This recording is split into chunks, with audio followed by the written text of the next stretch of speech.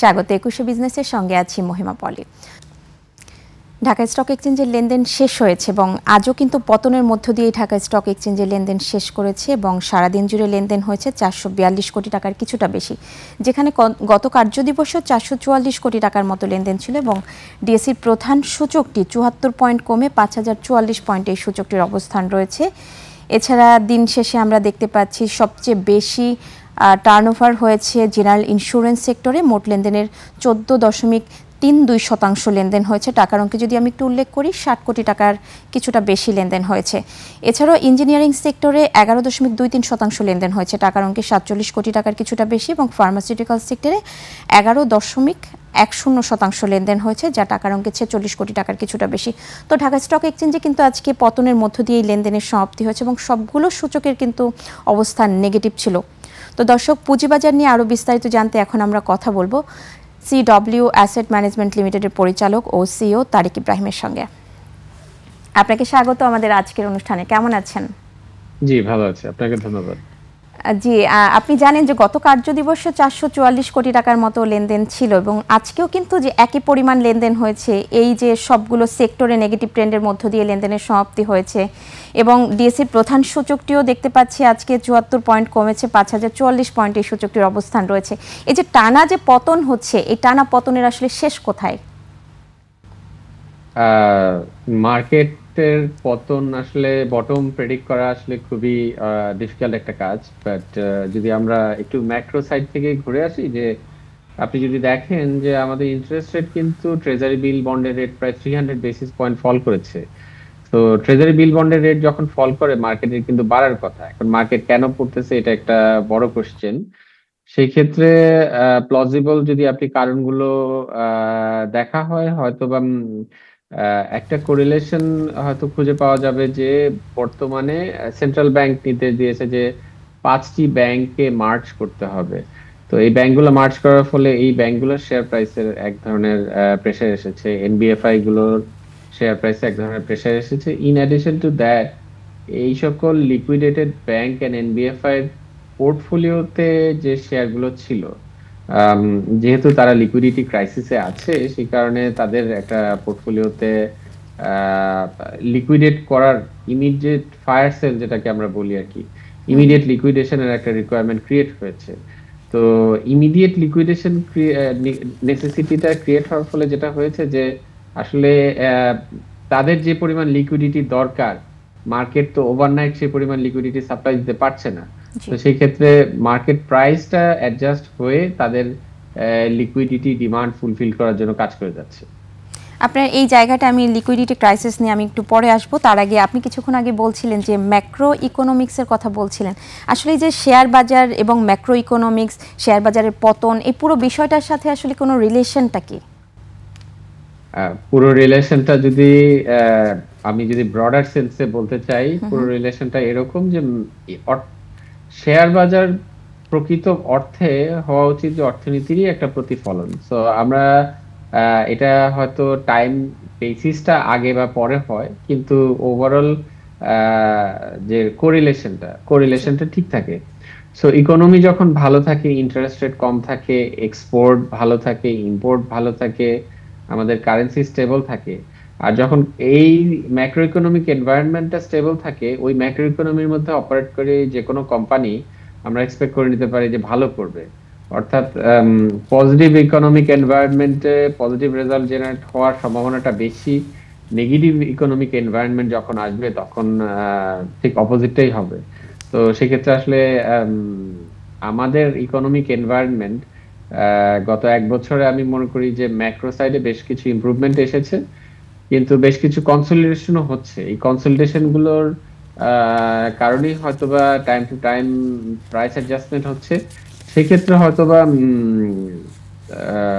এই যে liquidity need আর liquidity market যেটা প্রোভাইড করতে পারতেছে, সেটার মধ্যে একটা ব্রিজ করার জন্য হয়তোবা গভর্নমেন্ট বা ইনস্টিটিউশনাল কোনো ক্যাপাসিটিতে যদি সাপোর্ট দেওয়া যায়, আমার মনে হয় যে এটা একটা ওয়াইজ আইডিয়া হতে পারে। আচ্ছা, এখন আসছি, আপনি লিকুইডিটি ক্রাইসিস নিয়ে বলছিলেন। তো আসলে এই যে মার্কেটে লিকুইডিটি ক্রাইসিস হয়তো আছে, কিন্তু ব্যাংকের উপর চাপ কমানোর জন্য বড় বিনিয়োগ ব্যাংক ঋণের পরিবর্তে এটা আসলে শেয়ার বাজার থেকে সংগ্রহ করার একটা দিক নির্দেশনা দিয়েছেন আমাদের প্রধান উপদেষ্টা। তো এই বিষয়টাতে বোধহয় শেয়ার বাজারের জন্য গতি প্রবাহ বাড়বে এবং এই যে লিকুইডিটি ক্রাইসিস যেটা, এটাও হয়তো বাড়বে। তো আপনার আসলে কি মনে হচ্ছে, বিষয়ে আপনার বক্তব্য কি? অবশ্যই প্রধান উপদেষ্টা মহোদয় যে নির্দেশনা দিয়েছেন, এটা একটা সুখকর দিক যে আমাদের মার্কেটটা শুধুমাত্র ইকুইটি নির্ভর, এটা বন্ড নির্ভর হওয়াটা প্রয়োজন। জি। তো সেক্ষেত্রে বন্ড নির্ভর হলে ব্যাংকের উপর নির্ভরশীলতা কমে যাবে এবং বন্ডের প্রাইসটা কিন্তু মার্কেট ড্রিভেন হবে এবং মার্কেট প্রাইস দ্বারা ডিটারমাইন্ড হবে।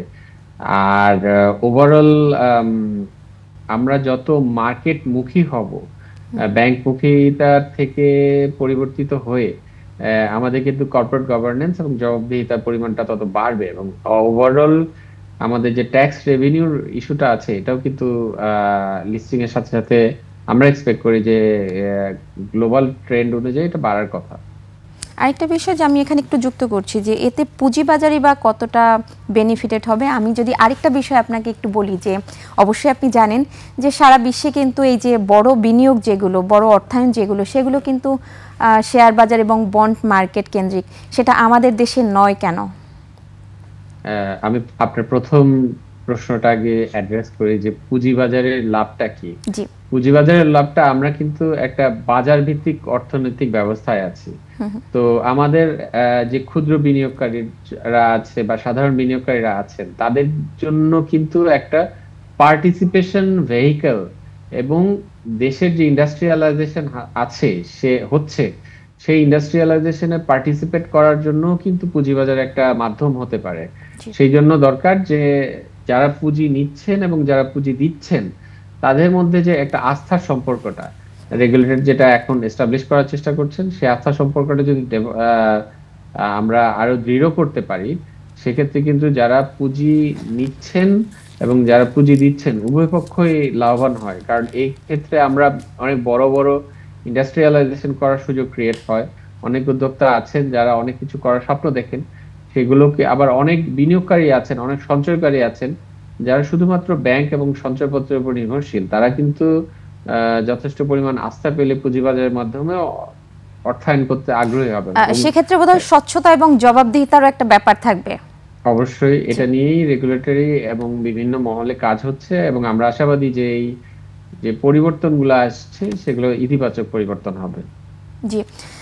আরেকটা কথা বলছিলাম যে বিশ্বের বিভিন্ন দেশে আসলে এই যে বড় অর্থায়নটা পুঁজিবাজার কেন্দ্রিকই বেশি, পুঁজিবাজার এবং বন্ড মার্কেট কেন্দ্রিক, সেটা আমাদের দেশে নয় কেন? আমাদের দেশে নয়, একটা বড় কারণ হলো যে আমাদের দেশে আসলে যারা পুঁজির যোগানদাতা, ক্ষুদ্র বিনিয়োগকারী, ইনস্টিটিউশনাল ইনভেস্টর, তারা আসলে এখনো অডিটেড নাম্বারস গুলো বা আনঅডিটেড নাম্বারস গুলোকে পুরোপুরি বিশ্বাস করতে পারছেন না। সো আমাদের এখানে মাইনরিটি শেয়ার হোল্ডার যারা আছেন, তাদের রাইটসটা আর একটু প্রোটেক্ট করার ব্যবস্থা করতে হবে, সো দ্যাট তারা যে নাম্বারসটা রিপোর্টে দেখতে পান সেই নাম্বারসটায় তারা আস্থা রাখতে পারেন এবং সেই অনুযায়ী তারা বিনিয়োগ করেন। পুঁজির কিন্তু কোথাও কোনো অভাব হয় না এবং আমাদের দেশেও কিন্তু বিদেশি বিনিয়োগকারীরা মাঝে মধ্যে বিনিয়োগ করেন, আবার মাঝে মধ্যে উইথড্র করে নেন। তো গ্লোবালি কিন্তু আমাদের নেইবারিং কান্ট্রি গুলোতে যদি দেখি, ইন্ডিয়া, পাকিস্তান, মালদ্বীপ, শ্রীলঙ্কা, ইভেন নেপালেও বিদেশি বিনিয়োগকারীদের আনাগোনা কিন্তু আমাদের সাইজের যে ইকোনমি, সেই তুলনায় আমাদের কিন্তু অনেক কম বিদেশি বিনিয়োগকারীদের পার্টিসিপেশন। এর একটা বড় কারণ, আমরা বিদেশি বিনিয়োগকারীদের সাথে যখনই কাজ করতে যাই, তাদের একটা বড় কনসার্ন হলো কর্পোরেট গভর্নেন্স এবং মাইনরিটি শেয়ার হোল্ডারদের রাইটস প্রোটেকশন। তো এখন এটা নিয়ে কাজ হচ্ছে অনেক বছর পরে। যদি এটা একটা সফল উদ্যোগে পরিণত হয়, আমার মনে হয় যে বাজারে একটা ইতিবাচক পরিবর্তন আসবে। আপনি বলছিলেন কিছুক্ষণ আগেই যে আমাদের দেশে আসলে বিদেশি বিনিয়োগ একেবারেই কম। এই যে বিদেশি বিনিয়োগে বাধা কোথায়, আর আকর্ষণেরই বা ওয়েটা কি?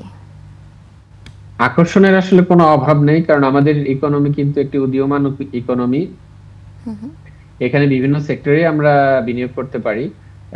বিদেশি বিনিয়োগকারীরা দেখেন, কিন্তু তাদের একটাই প্রশ্ন যে যেই আর স্টেটমেন্টের বেসিসে তারা বিনিয়োগ করবেন, সেই স্টেটমেন্টটা কি তারা কনসিস্টেন্ট মনে করবেন কিনা। তো আমরা যদি এই জায়গাটাতে আরেকটু কনসিস্টেন্সি আনতে পারি, সেক্ষেত্রে কিন্তু আমাদের বিনিয়োগের পরিমাণ অনেক বেড়ে যাবে। এই পরিবর্তনগুলো কিন্তু আমাদের আশেপাশের কান্ট্রিগুলোতে 1-1.5 দশক আগেও বেশ কিছু কান্ট্রিতে হয়েছে, যারা আমাদের সমমানেই ছিল, কিন্তু এখন কিন্তু তারা অনেক দূরে এগিয়ে গেছে। তো এখন আমাদের জন্য সময় এবং সুযোগ যে আমরা যে সময়টা হারিয়েছি সেটা আমরা ক্যাচ আপ করবো। আপনাকে ধন্যবাদ। আসলে আমরাও তাহলে ভেবে নিব যে আসলে যে বিদেশি বিনিয়োগকারীদের আকর্ষণের যে পথগুলো আপনি বলছেন, এবং সেই পথেই আমরা হয়তো আগাবো। আপনাকে অনেক ধন্যবাদ আজকে আমাদের সঙ্গে যুক্ত হবার জন্য। ধন্যবাদ। আপনাকেও ধন্যবাদ। জি দর্শক, এতক্ষণ আমরা পুঁজিবাজার পরিস্থিতি নিয়ে কথা বলছিলাম CWT অ্যাসেট ম্যানেজমেন্ট লিমিটেডের পরিচালক ও সিইও তারিক ইব্রাহিমের সঙ্গে। দর্শক, এবার নিচ্ছে একটা বিরতি, ফিরছি একটু পরেই, সঙ্গেই থাকুন।